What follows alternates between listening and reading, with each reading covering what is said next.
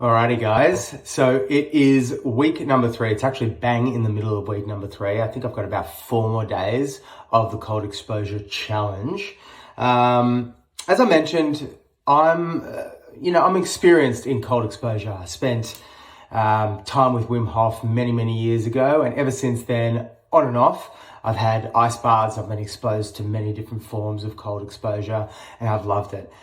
Now, I love the idea behind cold showers, because they're convenient. Everybody has a shower. Not everyone has an ice bath, and it's a really pain in the ass to get an ice bath going, either set up initially and then to maintain it as well. So I thought about beefing up my ice shower, and this is what I come up with, okay? It's a bit backyard, and I don't even know if it's gonna work, but I think it might. I've got 2 ice trays right here, and I've got a laundry bag. Right now, I'm going to whack the ice into the laundry bag, so bear with me. All right, there it is. A bag full of ice tray with mesh. Next step, I'm going to be attaching it to my shower head and allowing the water to flow down and through the ice so it cools me up as it heats me.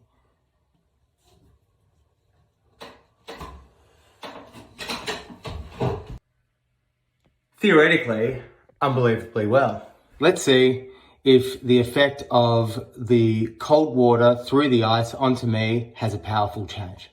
The whole reason behind this was to do 2 minutes, but of colder exposure than you can possibly get with just water coming through your tap. 2 minutes starting now. Oh! Oh! Oh!